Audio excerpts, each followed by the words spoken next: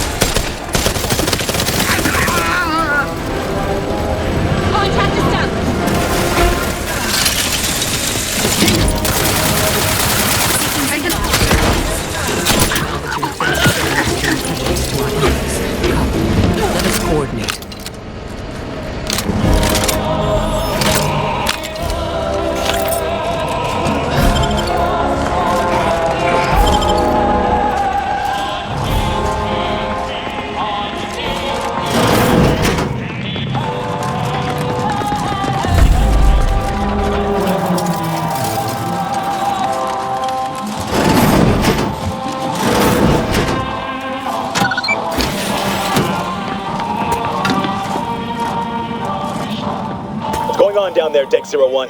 I saw an intruder alert.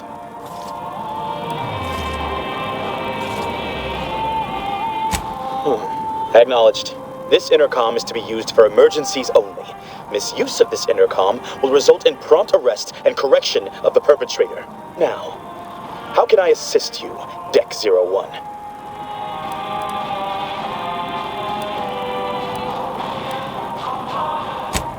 How many times must I explain this to you all down there?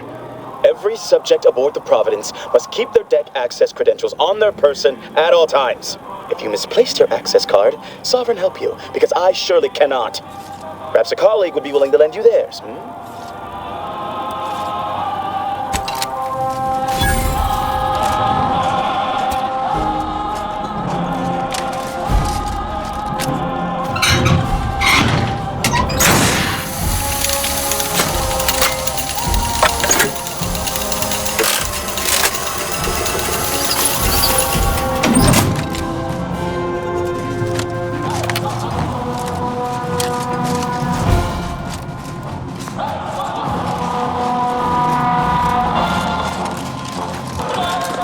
Multiple threats and hazards identified ahead.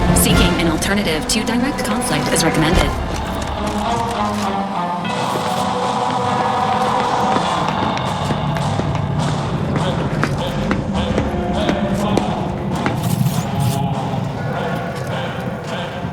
What remains of Horizon Point should yield much in the way of science, once the threat of the rift is neutralized. You should really go on ahead. We'll keep these slackwits distracted. Go seal the deal. Better get a move on before this ramshackle sprattle of a station falls apart. Hustle up to the science wing. Get the rift modulator. I'll talk at you later.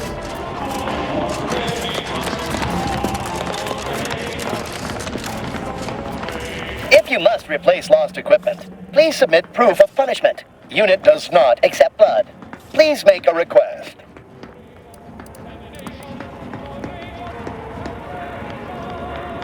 Displaying inventory.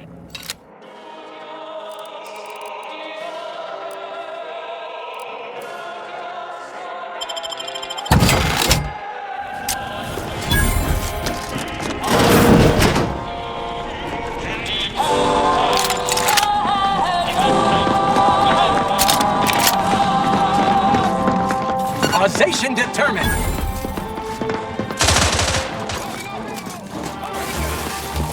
Entering. Hostile text ahead. Recommended course of action. Violence.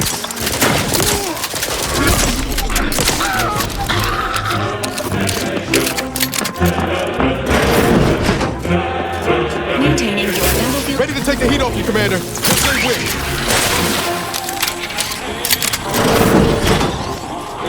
If you experience spontaneous exsanguination after treatment, please return to this unit before you die of blood loss. How might this unit bolster or reduce your current blood volume? Request received. Locating cruelest medical tools. Complete. Commencing medical procedure. Please keep any and all fluids leaking from your body from staining the floor. Failure to do so will result in punishment via denial of medical service. How might this unit bolster or reduce your current blood volume? Note, by viewing inventory, user admits they possess foreign currency and shall submit to inspection, interrogation, and/or violent beating by security. Displaying inventory.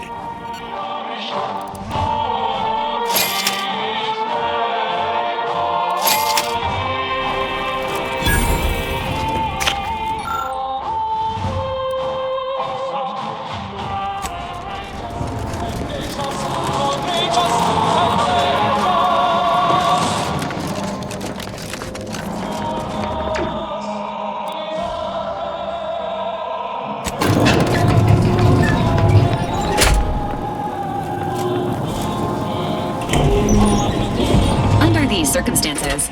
Locating the access credentials or proceeding by stealth is recommended. The rift modulator is likely located on this deck. More information may aid in its acquisition.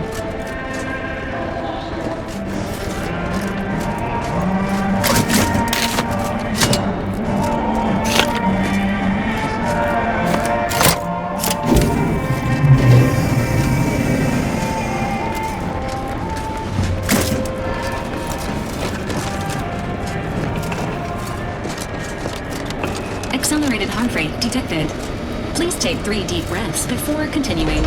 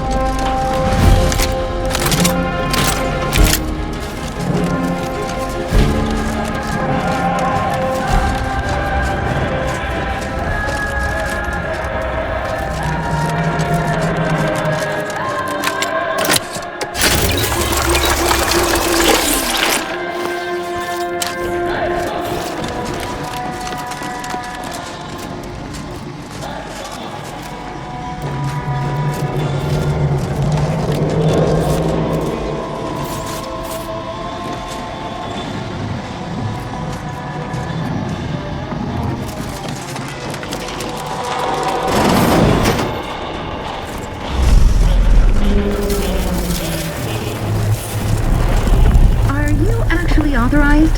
Come here a moment. Be wary. I've heard there's an intruder aboard. I suppose that could be you. Forgive me. I'm still a little addled from my last refreshment. I'm going to set off an alarm, okay?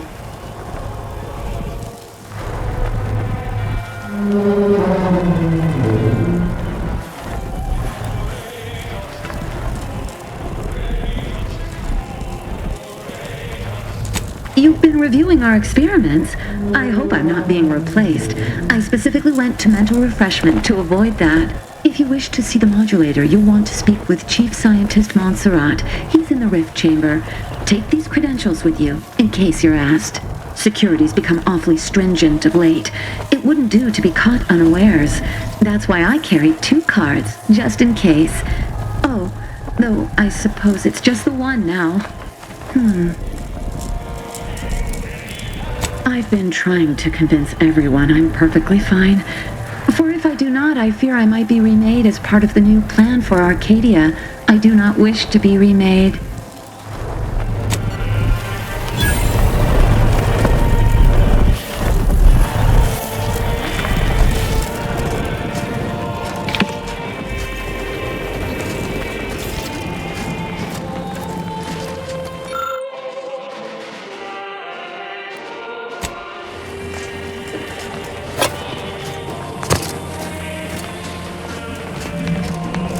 Return to your work, my fellow subject.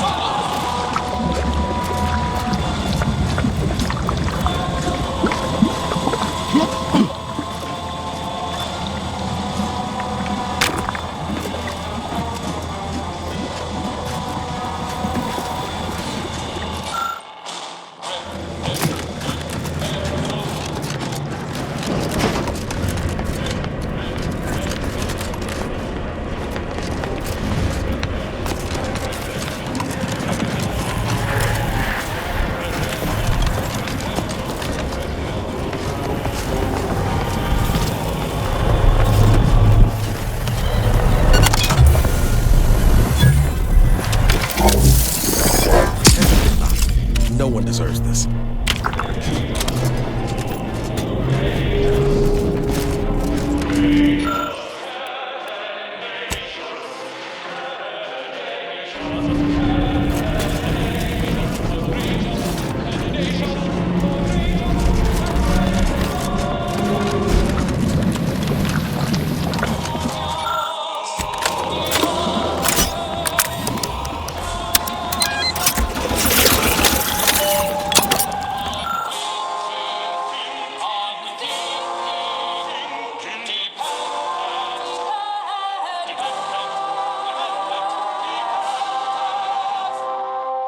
Seeing evidence like this might dent the console's plan some, but I'm guessing he's far past reason.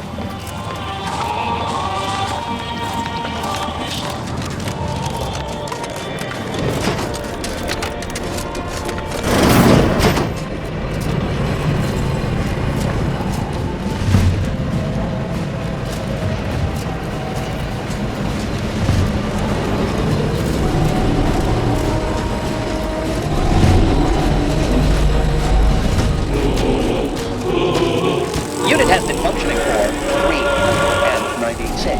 Oh, look at the size of that thing. With death or prevent- No way we're getting the modulator on the ship. Best we can hope is to get closer and learn more about it.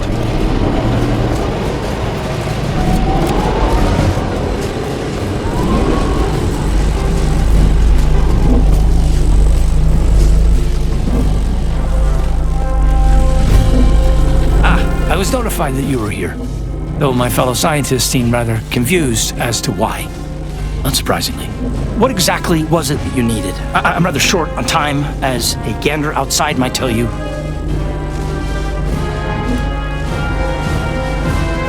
Yeah, well, we all have urgent needs, and mine is to keep my lab and hopefully the rest of this system from falling apart. I need the modulator for my own analysis. You can wait.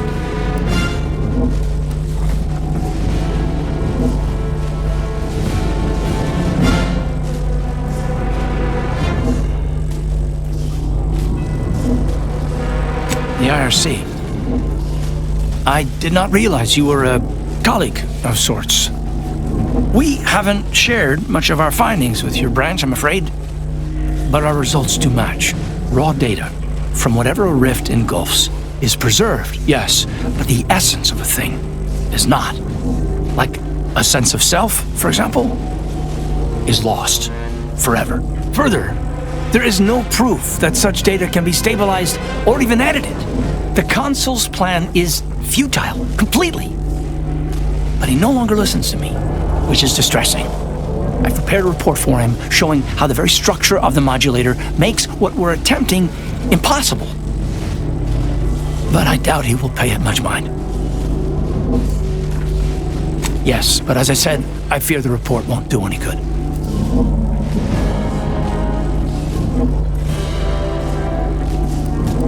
It's clear you aren't bound by the same rules as the rest of us somehow. If he won't hear me out, perhaps a third party will have more luck. Here, use this keycard on the module over there. It'll allow you to download my report and grant you access to the control deck. I hope you're able to sway him, because if you don't, we're all dead.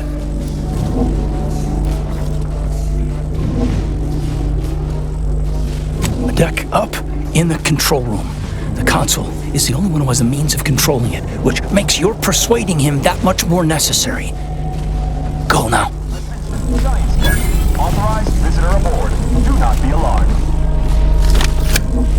Accessing report. Rift restoration analysis. Compiled by Chief Scientist Monserrate. Marked for delivery to Consul Thoreau. Esteemed Consul, after much analysis, my conclusion is that the modulator we have worked tirelessly to build will not function as intended when used for reconstituting matter from rifts. Every test of reconstitution has resulted in demonstrable failure. Proceeding as we are now with Horizon Point Station will surely lead to severe, unanticipated consequences. The modulator is only effective at closing rifts from unsafe distances. Using it to close exacerbated rifts will certainly lead to the destruction of any vessel carrying it. Unfortunately, the data that we originally had hoped for from the ancient rifts detected in the far reaches of space untouched by humanity has not yielded any of its secrets. And we are now out of time. All of our recent readings suggest that we're on the verge of losing control of this rift. I recommend diverting from our current plan before it is too late for Arcadia. I've included extensive notes and annotations appended to the modulator schematics to substantiate these conclusions. I know you will guide us wisely, my dear Consul.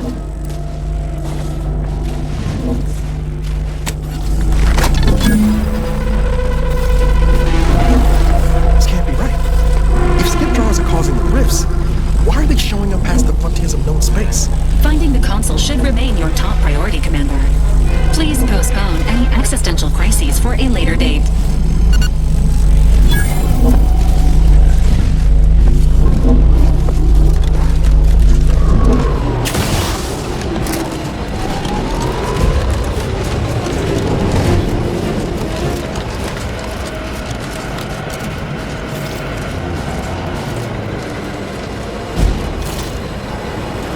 Self-locking bolt inventory at 0.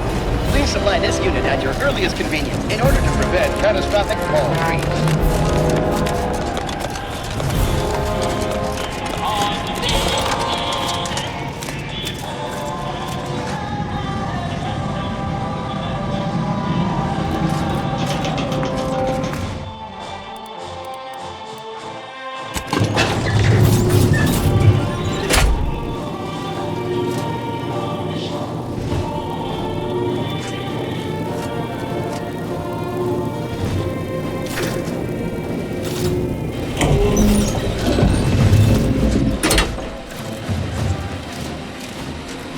Your punctuality is as commendable as ever. How did you fare in securing the rift modulator?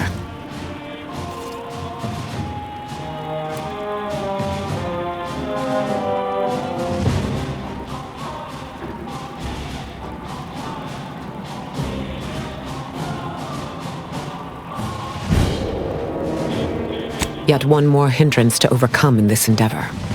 Nevertheless, I expect you to guard those plans closely in the interim. Did you find anything else of note?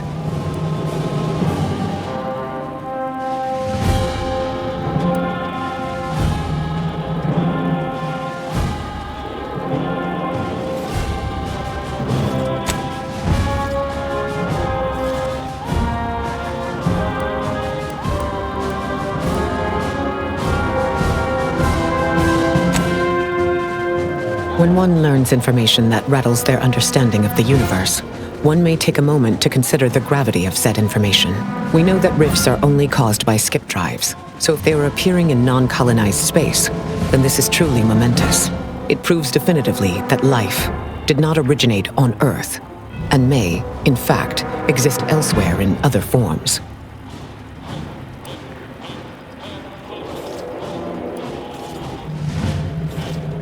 Of course, I wouldn't want to discount these findings too quickly, especially considering the implications. I concur. This is a discussion for later, with laureates in attendance. For now, we must confront the consul before he wrests that future away forever. He is just through those doors. I have run the numbers, and should you wish to negotiate with the consul, you must be strategic. He will not react well to a direct attack on his character or methods early on.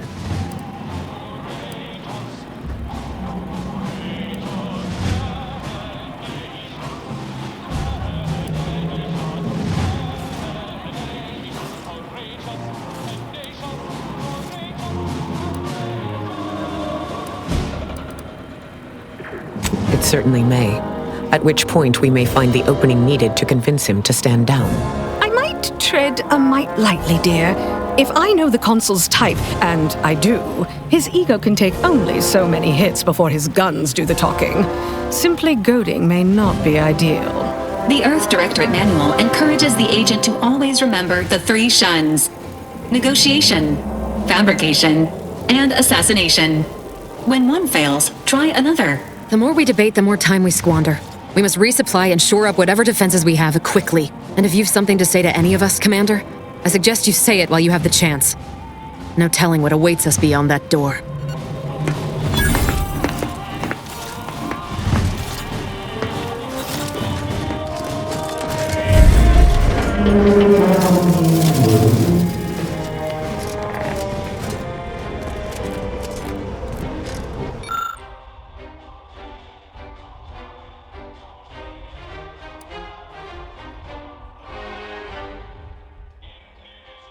Just goes to show, all the power in the world still can't protect you from a knife in the back. Ah, Redactor Esmond. Very punctual, good. Don't take a seat, this will be quick. My sentinels tell me you have some interesting ideas. Oh, easy, no need to break into a sweat. Interesting ideas can be useful in the right hands. Especially now that our partnership with the Order has become fraught. We may need our own version of their pacifying doctrine. Oh, so I do have a germ of an idea. A less grand version of the grand plan. Instead of atoms and particles and such, it's made up of us. All doing our part, like cogs in a machine. Interesting. A system where every subject believes they have a role to play. Enthusiastic obedience. Why, the Sovereign and I were thinking of this very thing. What should we call it? Well, I'm not sure. It's still just a germ of a concept, of a hint of an idea, you see. It's a whole new way of thinking. A new model of society. Quite the paradigm shift. Paradigm. Very good, Esmond. Say, you look frazzled, troubled by your own thoughts. Why don't you report to mental refreshment? My staff will personally see to your well-being.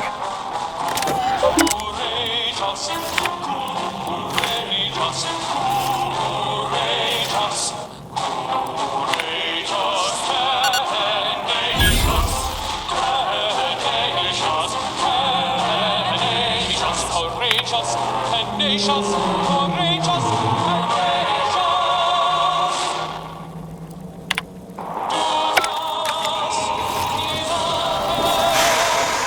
Standing around's got me jumpy.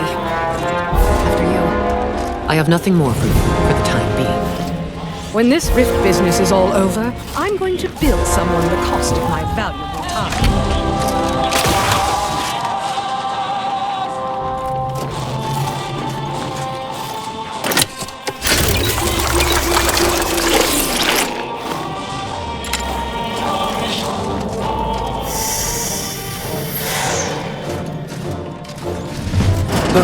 The distinguished presiding bishop herself has deigned to join us.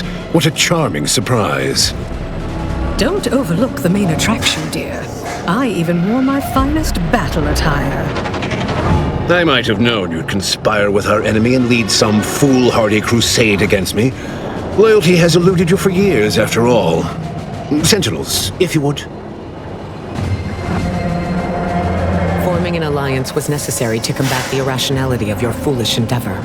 Those who fail to show reason do not deserve to lead this colony. Now, stand down. I will not. I am saving this colony from itself and ridding it entirely of traitors and trespassers like you.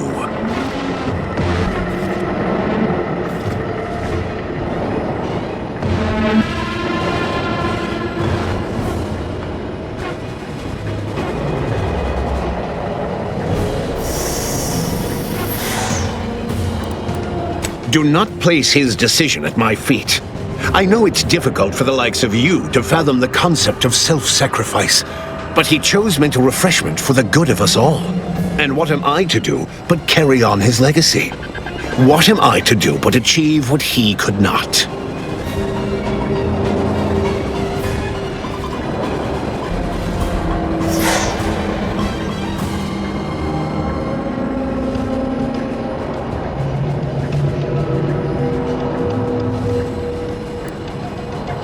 I'll only be killing a select number permanently. The worthy, however, will be resurrected and reformed so they may reach their full potential. Open your mind, Commander. Yes, I know well who you are. In any other situation, I might be compelled to take you apart and see how precisely it is you operate, but time, it would seem, isn't on your side. You are a relic of an impotent institution, propelled forward by nothing more than luck and foolhardy metal.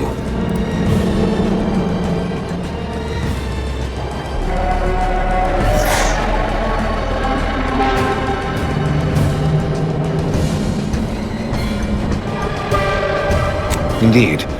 Rarely are there enough measures to keep the most tenacious of sprats from gnawing their way in. I've been following your progress closely, you know, since you so unceremoniously tampered with our Vox relay on Paradise Island. When you began your dealings with the Order and the Corporatists, I thought that perhaps having a chaotic element in their midst could work in our favor. But now you're here, scurrying around my ship and attempting to thwart the Protectorate yet again.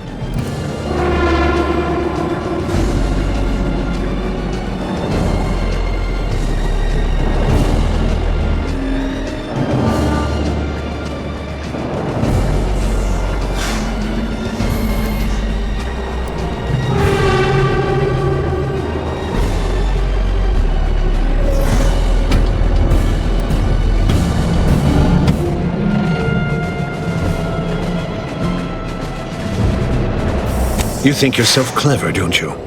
The Sovereign is indisposed, leaving myself as the sole custodian of Arcadia. What's his is mine. And the victory I inevitably clench over you, over anyone, will be his in turn, even if he's not here to bask in it.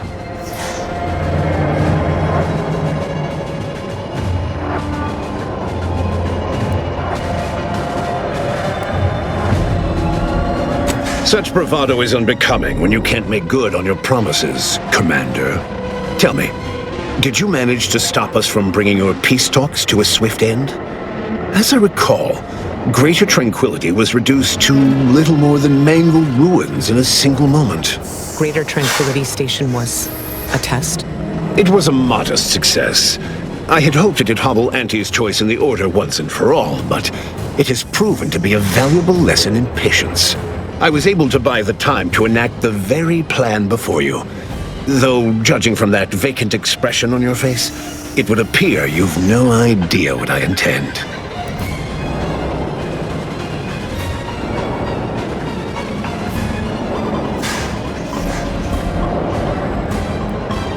Very well. Once the rift destroys Arcadia, we shall edit the information stored within it and use the modulator to reshape our colony into its perfect form. Horizon Point's destruction all those years ago was a tragedy, yes, but without it, we might never have opened our eyes to our true purpose and the possibility of Arcadia's rebirth. When the matriarch discovered the first skip drive, she set us on a course to elevate humanity. We're now writing our path, and I will do my part as the architect intended.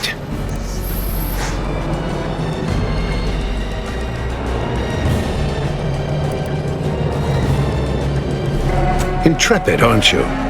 Well, what's relevant is what came after. Our matriarch dissected this skip drive technology, learned its secrets, and enabled us to produce them en masse, which eventually led to the manifestation of rifts. But it was not until well after Horizon Point's untimely end that we understood the opportunity gifted us. The opportunity to reconstruct the colony in its perfect form. It is as the Grand Architect designed. And believe you me, I've no intention of letting you thwart our securing of a better future, one free of doubt and greed.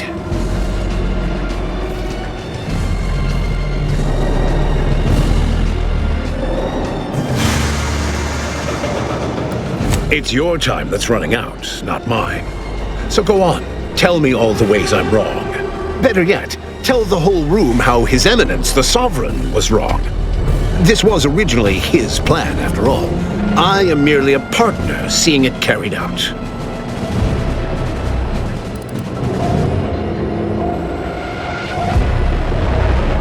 Do not presume to tell me what is or isn't the truth. I was advisor to the original Sovereign. I know the mind of a true leader. This is the path Henry should have taken.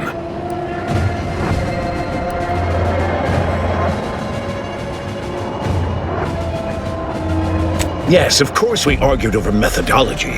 Henry was always too stubborn, too focused on the past to understand the opportunity before him.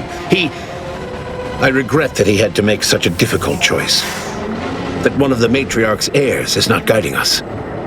But he needed to look beyond himself, like I am doing now.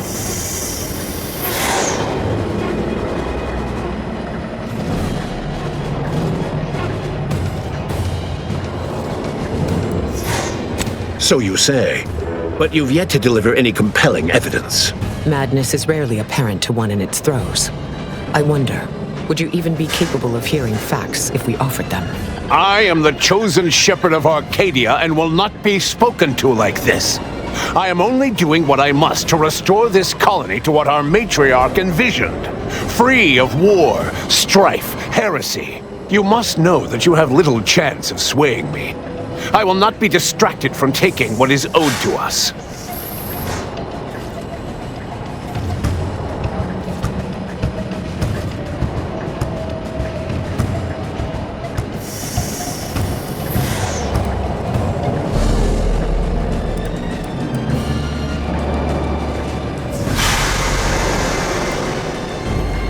And what is your definition of wrong? Have you anything substantial to back such a claim?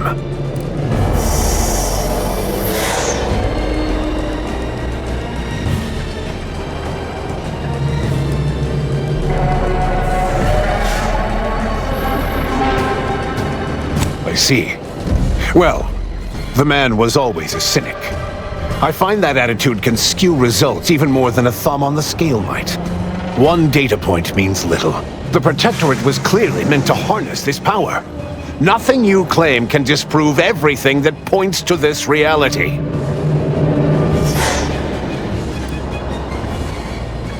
I will not be lectured by an outsider.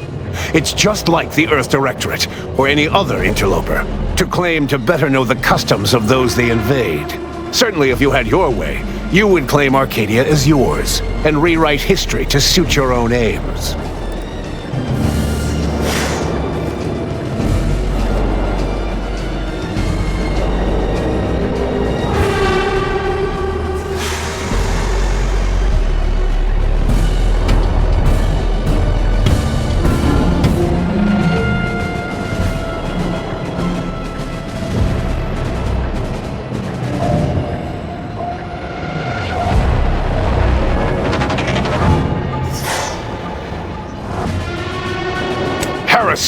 I found her correspondence with the First Bishop. She explicitly said she feared the Arcadian experiment would end as all similar projects did before it, in a crumbling heap of hubris. The matriarch foresaw many things. To think that we were not set apart from lesser societies, it is humbling. And it appears we have fallen prey to the very thing she warned of.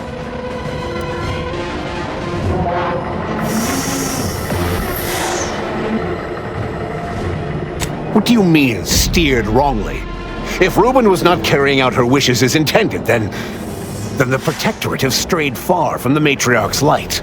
But regardless of how I may have misstepped before, I am not in the wrong now.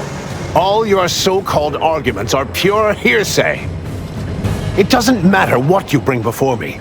I stand firm in the knowledge that I am following the grand plan, and that I will be vindicated.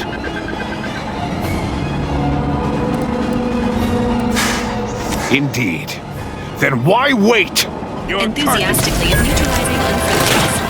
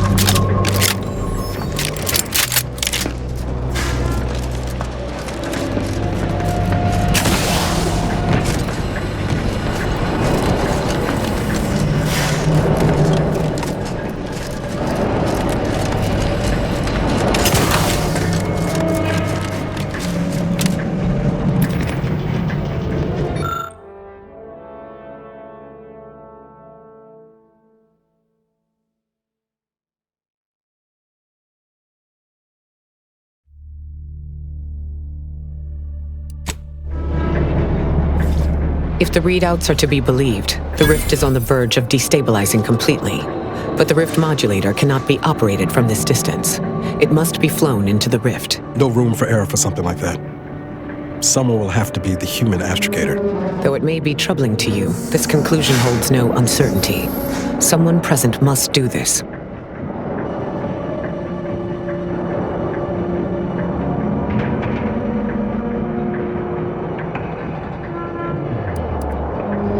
This is not possible.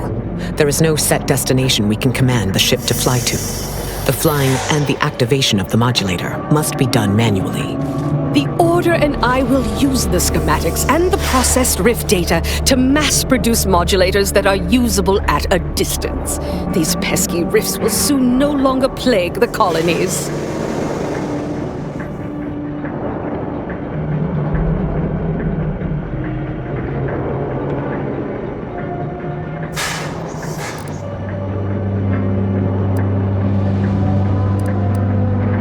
The Earth Directorate is here to help you. I don't see why it has to be you, dear. I mean, I would, but I've spent much too much on prolonging my existence to cash out now. That is to say, thank you. You trusted us with the rift technology. You can rest assured we'll put it to worthwhile use. Thankfully, you need not rely on empty assurances. The Order will continue to experiment with the technology and safeguard its use. It appears the pilot must be chosen from among those currently present, Commander. This unit is happy to enlist a volunteer by force. No need to belabor this. I will fly the ship. You spared me back on greater tranquility so that I might be of use in the future, yes? I'd say that time has come. Our damnation and salvation all in one. I'll never understand you, Augustine, but in spite of everything, I wouldn't take back our having met.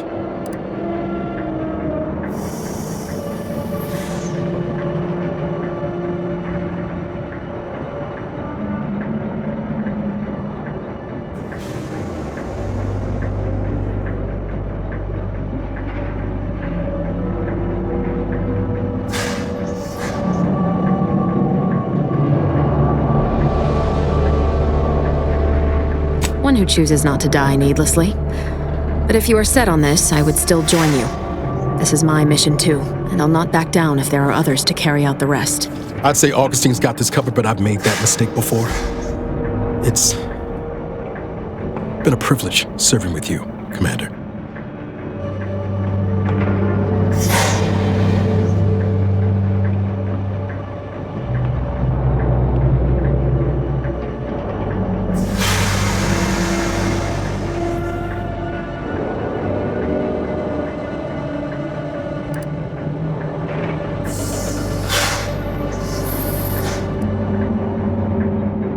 Don't read so much into it, Commander.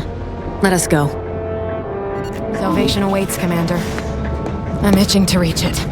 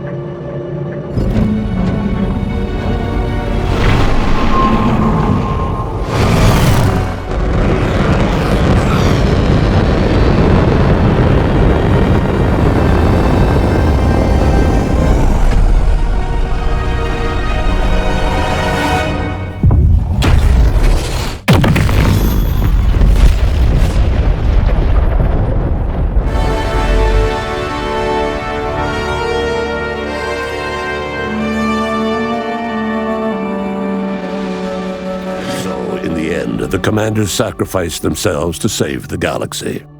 No one knew their motives or thoughts in those final moments, though legends grew around this mythical agent of the Earth Directorate all the same. Augustine de Vries went along, knowing nothing would make up for her actions, but at least she'd not have to live with her guilt any longer. Thanks to the commander's quick thinking in sparing it from the Vox station's fiery crash, Paradise Island's Fairfield remained a profitable company town for Auntie's Choice. Acquisitions Officer Carr enjoyed the perks and power that came with promotion for her asset-winning techniques on Paradise Island.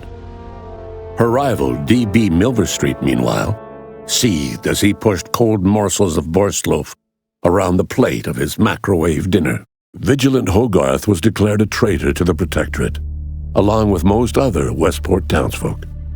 They were judged according to the paradigm, then sentenced to be executed until dead, forever tied to the city they could not protect. Auntie's Choice assumed control over the day-to-day workings of Matriarch's Mercy, the better to monitor their new colleagues in the Order. The monastery, however, returned to normal operation, tracking the clockwork of the grand plan. The monastery's abbot became a scapegoat for recent tragic events, having not detected Wiley's dastardly schemes. His superiors demoted him, mainly to show their corporatist allies that academics could keep their people in line too. After defending Fort Endurance against a fierce Mantisaur attack, Executive Warchek was awarded a commendation for profit-securing stalwartness, as well as promotion to regional manager. He eventually passed peacefully in his sleep at the scientifically astounding age of 6. Val continued to serve the Earth Directorate faithfully for many more years than should be possible, giving automechs like her everywhere a reputation as stable and reliable. As a result, more Valerie units were put into service, while fewer human agents were deployed into the field. As he rose through the Earth Directorate ranks, Niles pressed for a field directive to deploy the new VAL units only when the situation posed significant risk. The policy reduced agent casualties by a significant margin. Oddly enough, in-office deaths increased by a not insignificant margin. Agent Niles Ibarra achieved the rank of commander, earning renown as a formidable agent, unafraid to challenge the status quo within the Earth Directorate. He recruited his friend Zebulon Tran to the Earth Directorate, a gesture of gratitude for not airing the Directorate's dirty laundry. Together, they vowed to reform the agency from within, so it might never again bargain with authoritarian governments. Ultimately, Niles rose to the position of Secretary General. His term saw the Earth Directorate at its most popular, or, in the eyes of corporations and tyrannical governments, most feared. Thanks to her effective performance at the Praetor blockade, Inez eventually became a VP of Auntie's Choice and head of the revamped grafting program. Through her egalitarian management style, grafting evolved into the corporation's first health benefit, available to all employees who wanted it. Utilizing what he learned alongside the commander, Tristan attempted to reform Protectorate society from within. But with no authority figure to lead its subjects, the Protectorate was a shell of its former self. After thoughtful cogitation and calculation, Marisol slowly began to reject violence as the sole method for eliminating random variables. Not coincidentally, her social calendar began filling up. Asa finally achieved her dream of dying in a rift. All it took was a daring and blood-soaked heist of a modulator to create a rift that she then summarily leapt into. Thus Asa remained a fanatical member of the Glorious Dawn, spreading the truth of the rifts to her final agonized breath. With the modulator schematics shared as joint intellectual property, Auntie's Choice and the Order's partnership remained steady, despite the need for constant compromise. For a time, the Arcadia colony thrived. Auntie Cleo went through the motions of accommodating the Order, yet privately aspired to keep free trade anything but free. She began a new initiative. Any corporation or government that refused her trade conditions was promptly dealt with, either via takeover or strategic use of rifts. Auntie made her first public appearance in years, inspiring a fashion trend in bubble helmets. In no time at all, she won more public support than Ruth, which she sought to use as leverage when the time was right. Ruth Bassar proceeded to interface with the archive, an agonizing process that clawed away her lifespan. The archive computed that she was mistaken to compromise with the corporatists. To advance the plan, she needed to destroy them from within. So she proceeded to do just that. She had only been using the corporation for its logistical infrastructure. Auntie herself and at least some of her top executives needed to cease existing in Arcadia, either via assassination or skip-drive-assisted exile. Bassar stripped the power from the corporatists in subtle ways, until it was too late for them to stop her. Yet it remained unclear how long the Order could sustain its dominance once Ruth Bassar passed on to become one with the equation. Adrift without firm leadership, Protectorate subjects struggled with post-war life. A small band of hardliners collaborated to preserve their society in the face of Arcadia's new leadership. When Sovereign Varric was discovered in mental refreshment, the Order and Auntie's Choice bickered over what to do with him. They ultimately decided to announce his death, while letting him live the rest of his addled days behind closed doors aboard the undisputed claim. Until one day, Amos stumbled upon the Sovereign's private quarters and freed him, rocking the colony with a brief scandal. Despite the recent tumultuous events in Arcadia, it was business as usual for Free Market Station. Sub Rosa continued to supply the colony in the wake of the commander's actions. Unable to die in their sacred rift after it was closed, the Glorious Dawn heeded a new calling, seeking the modulators needed to create new rifts, so that they could die in those instead. The rifts across Arcadia and beyond were soon closed. Trade quickly resumed, with Auntie's Choice handling logistics. Yet, more than just goods and resources traveled the re-established trade routes. The Order's version of scientism spread as well. Many colonies stabilized, many thrived, and some even rose to an Arcadian level of prosperity. But there are still some that have never been heard from. All of these events turned on the decisive actions of the Earth Directorate agent and their unique way of navigating Arcadia, its disparate factions, social complexities, ubiquitous product placement, and arsenal of absurdly satisfying weaponry. But through it all, and to this day, Earth has remained inexplicably dark.